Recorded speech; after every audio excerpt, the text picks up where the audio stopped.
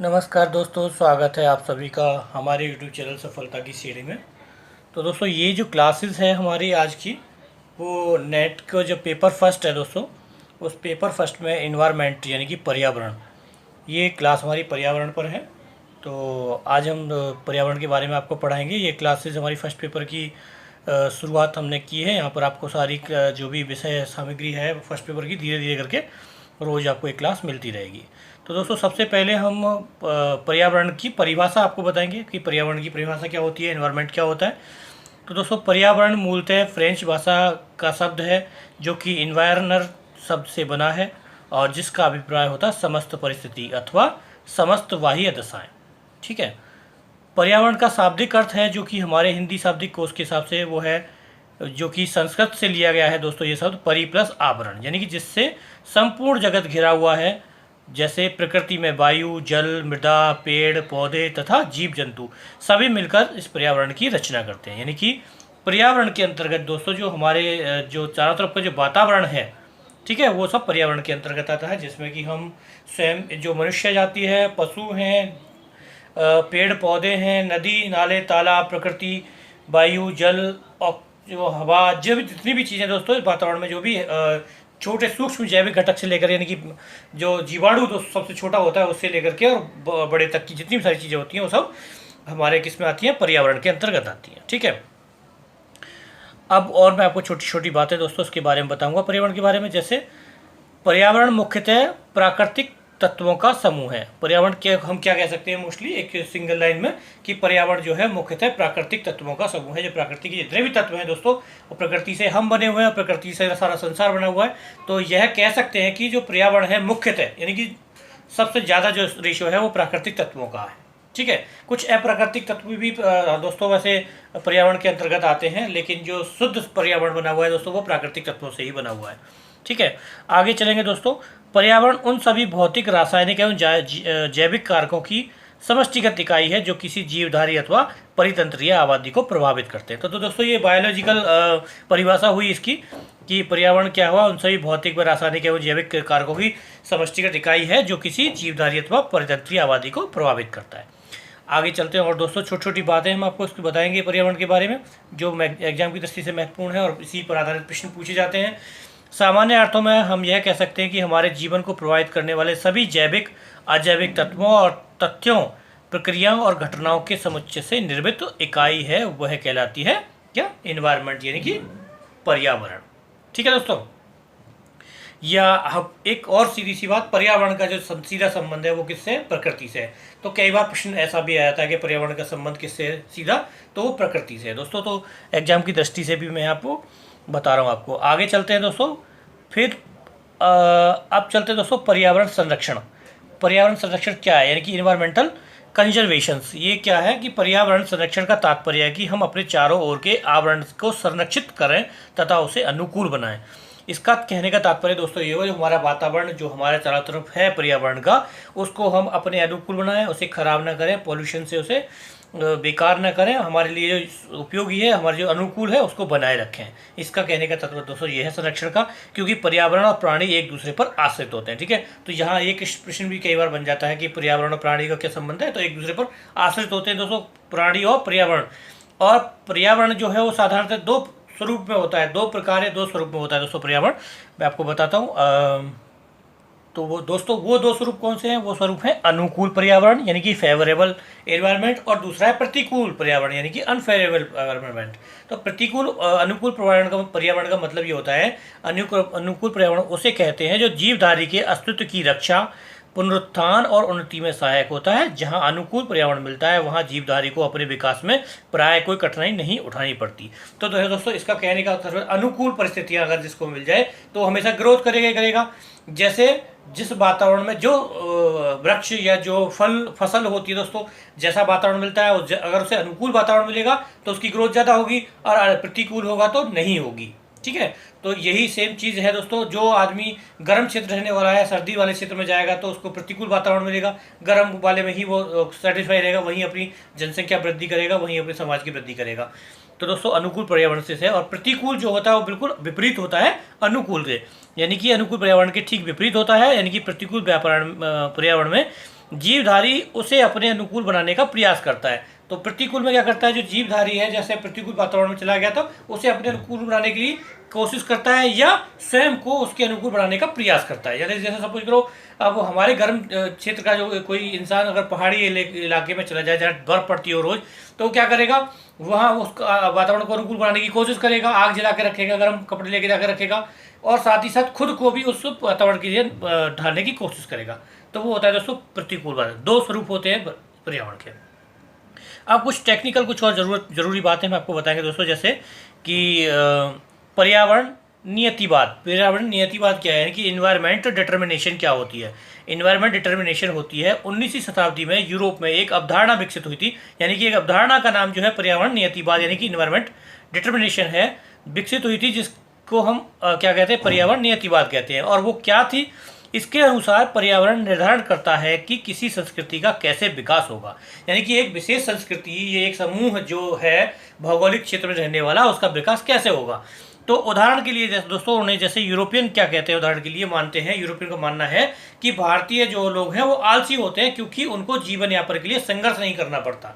तो दोस्तों यहाँ पर संघर्ष का मतलब दोस्तों आर्थिक रूप नहीं है, यहाँ पर संघर्ष होता है जीवन यापन करने के लिए, खाद्य पदार्थ को ढूंढने के लिए। तो दोस्तों ये बात सत्य है कि भारत में खाद्य पदार्थों को ढूंढने की ज़्यादा मेहनत नहीं करनी पड़ती। खेत भी हैं, जंगल भी हैं, खलिहान भी हैं, प्राकृतिक संसाधन हैं जिससे कि आदमी जीवित रह सकता है। ठीक है, आर्थिक रूप को अगर छोड़ दें और अगर खाली जीवित की बात करें तो प्राकृतिक संसाधन यहाँ पे बहुत हैं। इस आधार पर कह सकते हैं कि यहाँ का जो इंसान है वो आलसी है। अगर वो कहीं और दूसरी जगह जाता है तो वहाँ उसे अपने खाद्य पदार्थों को, भोजन को ढूंढने के लिए दूर तक जाना पड़ता, परेशानी झेलनी पड़ती। ऐसा भारत के अंदर नहीं है, इस आधार पर ये कहा गया। अब चलते हैं कुछ और दोस्तों टेक्निकल बातें और मैं आपको बताऊँगा पर्यावरण के बारे में। अब आता है दोस्तों पर्यावरण संभाव्यता। पर्यावरण संभाव्यता में क्या होता है, इनकी इन्वायरमेंटल पोटेंशियल। इन्वायरमेंटल पोटेंशियल क्या होता है, 20वीं शताब्दी के प्रारंभ में पर्यावरण नियतिवाद की अवधारणा पर्यावरण संभाव्य या पॉसिबिलिज्म की अवधारणा में प्रतिस्थापित हो गई। यानी कि जो दोस्तों पर्यावरण नियतिवाद था वो पर्यावरण संभाव्यता में बदल गया, यानी कि environment determination become to be a environment potential. ठीक है दोस्तों, जिसके अनुसार पर्यावरण लोगों की गतिविधियों के कई मायने में अवरुद्ध कर सकता है, लेकिन यह तय नहीं कर सकता कि किसे कि वो सटीक रूप में कैसे व्यवहार करेगा। ठीक है दोस्तों, तो ये हो गया पर्यावरण पोटेंशियल। ठीक है, आगे चलते दोस्तों। अब चलते दोस्तों प्रजाति यानी कि जाति या स्पीसीज। ठीक है, यानी कि स्पीसीज या जाति क्या होती है। तो दोस्तों जीवों के जीव वैज्ञानिक वर्गीकरण में सबसे बुनियादी जो अर्थात निचली श्रेणी होती है उसे हम जीव वैज्ञानिक नजरिए से ऐसे कह सकते हैं कि जैसे जीवों के समूह का एक जाति बुलाया जा सकता है, और जो एक दूसरों के साथ संतान उत्पन्न करने की क्षमता रखते हो, अर्थात जिसकी संतान स्वयं आगे संतान जनने की क्षमता रखते हो, उसे हम एक प्रजाति एक जाति कहते हैं। जैसे उदाहरण के लिए एक भेड़िया जो है भेड़िया को ही पैदा कर सकता है, एक शेर शेर को कर सकता है, घोड़ा घोड़े को पैदा कर सकता है। अर्थात ये कि अगर घोड़ा और गधे मिलकर के प्रजाति आगे नहीं बना सकते, या कह सकते हैं अगर गधा और घोड़ा बच्चा पैदा भी कर देगा तो खच्चर पैदा होगा और खच्चर अपनी प्रजाति को आगे नहीं बढ़ा सकता। तो यानी कि एक ही जाति के लोग जो अपनी जाति को आगे बढ़ा सके, प्रजनन करके अपनी संतानोत्पत्ति करके अपने वंश को आगे बढ़ाएं, उसको बोलते हैं दोस्तों जाति। ठीक है, या एक और चीज़ इसमें छोटे छोटे महत्वपूर्ण पॉइंट है दोस्तों, मैं आपको बता दूंगा जो कई बार एग्जाम में कन्फ्यूजन वाले बन जाते हैं कि दो अलग नस्ल के प्राणी भी एक जाति के हो सकते हैं। नस्ल अगर बात आती है दोस्तों, अगर दो नस्ल के प्राणी अगर एक ही जाति के हो सकते हैं, जैसे वे अपनी जनरेशन चेन को बढ़ा सकते हैं। फॉर एग्जाम्पल कुत्ते रंग रूप ऊंच नीच टेढ़े मेढ़े मतलब आकृतिक रूप से और शारीरिक रूप से और रूप रंग के रूप से विभिन्न तरह के हो सकते हैं, लेकिन एक कुत्ता किसी भी प्रजाति के दूसरे कुत्ते से प्रजनन करके अपने कुत्ता जाति को आगे बढ़ा सकता है। ठीक है, तो यानी कि क्या हुआ, दो नस्ल अलग नस्ल के अगर हैं तो भी वो अपने स्पीसीज को आगे बढ़ा सकते हैं। ठीक है, अब क्या है दोस्तों और महत्वपूर्ण बात आपको बताऊंगा, जो जाति है दोस्तों वो जाति जो है वंश के अंतर्गत आती है, समझ रहे हो, वंश के अंतर्गत आती है। जबकि आपको कई बार गलत कन्फ्यूजन हो जाती है कि हम क्या सोचते हैं कि वंश जो है जाति के अंतर्गत आता है, नहीं, जाति वंश के अंतर्गत आती है। जैसे गधे घोड़े व जेबरा तीनों एक ही वंश के तो हैं, परंतु तीनों की अलग अलग जाति है। समझ गए, ये बहुत अच्छा एग्जाम्पल है कि गधे घोड़े जेबरा जो है वो अलग अलग जाति हैं, लेकिन तीनों का वंश एक है। समझ गए, तो अब आपको समझ में आ गया होगा दोस्तों सब कुछ। जाति स्पीसीज यानी कि जीव वैज्ञानिक वर्गीकरण की सबसे निचली श्रेणी होती है। दोस्तों ये भी मैं आपको बता दूं, अगर प्रश्न पूछा जाएगा कि हमें कि कौन सी श्रेणी में आता है, जाति जो होता है दोस्तों, स्पीसीज जो होता है जीव वैज्ञानिक वर्गीकरण की सबसे निचली यानी कि बेसिक स्तर में होती है, सबसे निचली स्थिति होती है। अब मैं आपको दोस्तों और कुछ महत्वपूर्ण बातें आपको बताऊंगा, जैसे कि ये बहुत महत्वपूर्ण है, और जो लोग चाहें तो मुझसे और भी संपर्क कर सकते हैं, मेरे नंबर पे आपको दिख रहा होगा। और दोस्तों वैज्ञानिक वर्गीकरण का सही क्रम क्या है जो नीचे से ऊपर जाता है, वो इस प्रकार है: जाति यानी कि स्पीसीज, उसके बाद वंश आता है यानी कि जेनस, उसके बाद कुल आता है यानी कि फैमिली, फैमिली के बाद ऑर्डर आता है यानी कि गण, फिर उसके बाद क्लास आती है यानी कि वर्ग, और फिर उसके बाद फाइलम आता है जिसका संघ, और फिर उसके बाद किंगडम आता है यानी कि जगत, और फिर उसके बाद आता है अभिजगत यानी कि डोमेन, और फिर उसके बाद आता है जीवन यानी कि लाइफ। तो दोस्तों लाइफ जो है वो सबसे ऊपर स्तर पर है, और कई बार हम इस क्रम को उल्टा कर देते हैं, लाइफ को सबसे नीचे कर देते हैं और स्पीसीज को सबसे ऊपर कर देते हैं। समझ रहे हैं आप बात को? वहाँ गलती करने पर हमारे क्वेश्चन गलत हो जाता है, और अक्सर हम ऐसा एग्जाम में गलत करके आते हैं, बहुत सारे लोगों को पता नहीं होने की बात, छोटी सी बात है लेकिन पता नहीं होने की वजह से ऐसा गलत कर बैठते हैं। दोस्तों आगे चलते हैं, कुछ और महत्वपूर्ण बातें बताते हैं। अब चलते हैं दोस्तों जनसंख्या यानी कि पॉपुलेशन। पॉपुलेशन के बारे में मैं आपको बताऊंगा, यानी कि जीव विज्ञान की दृष्टि से पॉपुलेशन की परिभाषा क्या होती है। तो विशेष प्रजाति के अंतः जीव प्रजनन के संग्रह को जनसंख्या कहते हैं, और समाजशास्त्र की दृष्टि से क्या कहेंगे, इसे मनुष्य का संग्रह कहते हैं। अर्थात कहने का मतलब ये हुआ दोस्तों कि जनसंख्या किसी विशेष भौगोलिक क्षेत्र में पाए जाने वाले जीवों का लगभग स्थायी समूह होता है। ठीक है, हम ऐसा कह सकते हैं।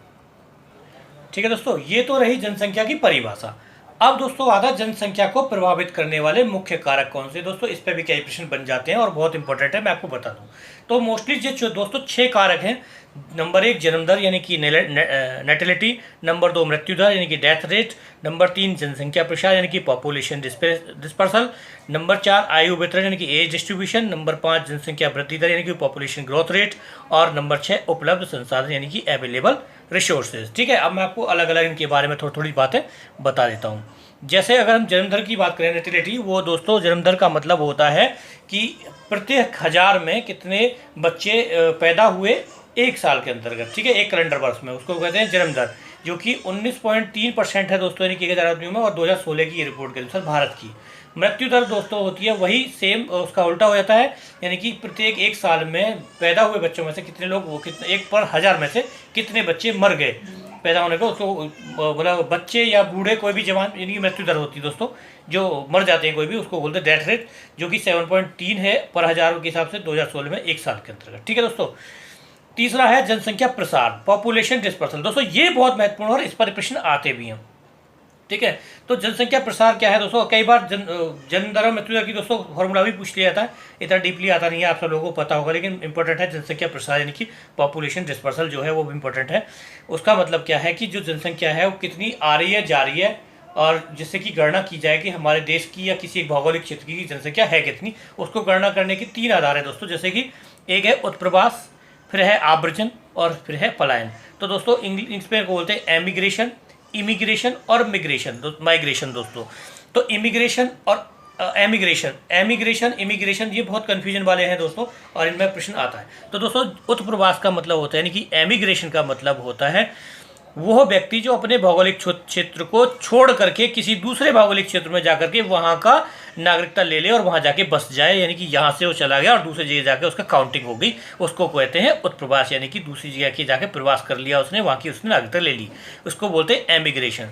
और दोस्तों है आव्रजन। क्या होता है? इमिग्रेशन दोस्तों क्या होता है? इमिग्रेशन होता है जो किसी दूसरे देश का व्यक्ति हमारे देश में आकर के बस जाए और हमारे देश की नागरिकता ले ले, यानी कि वो उसने अपना देश छोड़ दिया, हमारे देश में आके बस गया, यानी कि वो क्या करेगा, हमारी जनसंख्या को बढ़ा रहा है, और वो पहले वाला क्या कर रहा है, हमारी जनसंख्या को घटा रहा है, यानी कि एक दूसरे के विपरीत। तो एमिग्रेशन मतलब दूसरी जगह जा रहा है, और इमिग्रेशन मतलब हमारे पास आ रहा है, यानी कि उत्प्रवास और आव्रजन। बहुत इंपॉर्टेंट है दोस्तों, कन्फ्यूजिंग वाले हैं, इंपॉर्टेंट है, एग्जाम में ये प्रश्न आता है।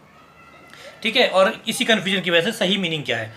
तीसरा है पलायन। पलायन होता है जैसे माइग्रेशन। माइग्रेशन में क्या होता है दोस्तों? पलायन में क्या होता है, एक ही देश के विभिन्न भौगोलिक क्षेत्रों से लोग पलायन करके दूसरे भौगोलिक क्षेत्र या संसाधनों की तरफ जाते हैं। जैसे ग्रामीण इलाकों के पलायन करके लोग शहरी क्षेत्र में जाके पलायन करते हैं। तो देखिए एक बड़ी जनसंख्या जाकर के पलायन करती है किसी एक भौगोलिक क्षेत्र के संसाधन वाले दूसरे भौगोलिक क्षेत्र में, तो वहाँ जनसंख्या की जो गिनती होती है थोड़ी ज़्यादा होती है, तो उसे कहते हैं दोस्तों पलायन। ठीक है, अब अगला है चौथा जो है दोस्तों वो है आयु वितरण, यानी कि एज डिस्ट्रीब्यूशन। एज डिस्ट्रीब्यूशन में क्या होता है दोस्तों कि एज डिस्ट्रीब्यूशन को दोस्तों हम कह सकते हैं कि आयु वर्ग के आधार पर वितरण कर सकते हैं। जैसे हम कोई कैलकुलेशन करें जनसंख्या की कि कितनी उम्र के कितने हैं, तो कितनी उम्र के बच्चे हैं, कितनी उम्र के बड़े हैं और बूढ़े हैं, इसको हम आयु जो है वितरण कहते हैं। ये 3 प्रकार में आते हैं। जैसे अगर वैज्ञानिक दृष्टि से देखें, यानी जीव विज्ञान की दृष्टि से दोस्तों ये 3 प्रकार के हैं, यानी कि पूर्व प्रजननीय और प्रजननीय और पश्चात प्रजननीय, यानी कि बालक, वयस्क, वृद्ध, यानी कि चिल्ड्रन, एडल्ट और ओल्ड। इन 3 भागों में दोस्तों हम आयु वितरण को बांटते हैं। ठीक है। 5वां है जनसंख्या वृद्धि दर, पॉपुलेशन ग्रोथ रेट, यानी कि हमारे यहाँ की जनसंख्या वृद्धि दर क्या है, ये आपको पता होगा। इसका मतलब क्या है दोस्तों? इसका मतलब होता है जनसंख्या वृद्धि दर बराबर जन्म दर प्लस आप उत्प्रवास माइनस मृत्यु दर सॉरी आप आवर्जन माइनस मृत्यु दर प्लस उत्प्रवास। ठीक है। तो ये जो निकलेगा वो परसेंटेज निकालने पर निकलती है जन्म दर। ठीक है।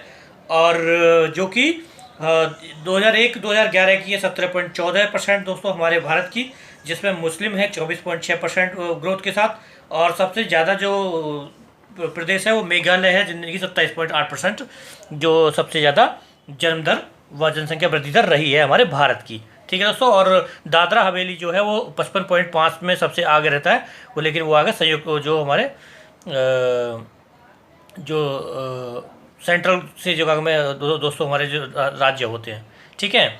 अगला है, छठा है दोस्तों उपलब्ध संसाधन। तो उपलब्ध संसाधन में क्या मिलेगा? Available resources. अवेलेबल रिसोर्सेज के आधार पर जनसंख्या आगे पीछे जाती है कहीं यहाँ पर, जैसे भोजन, जल और स्थान, यानी कि फूड, वाटर और प्लेस, यानी कि जहाँ पानी होगा, जल होगा, भोजन होगा, स्थान होगा, तो वहीं ज़्यादा पॉपुलेशन बढ़ेगी दोस्तों। तो संसाधन के आधार पर जनसंख्या घटती बढ़ती है। जहाँ संसाधन ज़्यादा होगा वह जनसंख्या बढ़ेगी। जहाँ जन संसाधन कम होगा, जहाँ भूकंप ज़्यादा आते हैं, जहाँ बाढ़ ज़्यादा आती है, तो वहाँ कम होंगे। ठीक है। तो संसाधन के आधार पर भी लोग, जहाँ खाने पीने के संसाधन होते हैं, जैसे शहरी क्षेत्र में लोग ज़्यादा भाग रहे हैं क्योंकि संसाधन ज़्यादा होते हैं, इसलिए वहाँ की जनसंख्या बढ़ेगी। ठीक है। अब हम ये कह सकते हैं दोस्तों, कुल मिलाकर इस बात पर हमारा ये निर्णय निकलता है कि जनसंख्या को उसके सामाजिक परिवेश में जनसंख्या को समुदाय कहते हैं, यानी कि जनसंख्या को सामाजिक परिवेश में जनसंख्या को समुदाय कहते हैं। और जनसंख्या के अंतर्गत वह सभी जीव आते हैं जिसके मुख्य अभिलक्षण एक दूसरे से मेल खाते हो। ठीक है। इसको हम क्या कह सकते हैं? इसे कहते हैं जनसंख्या।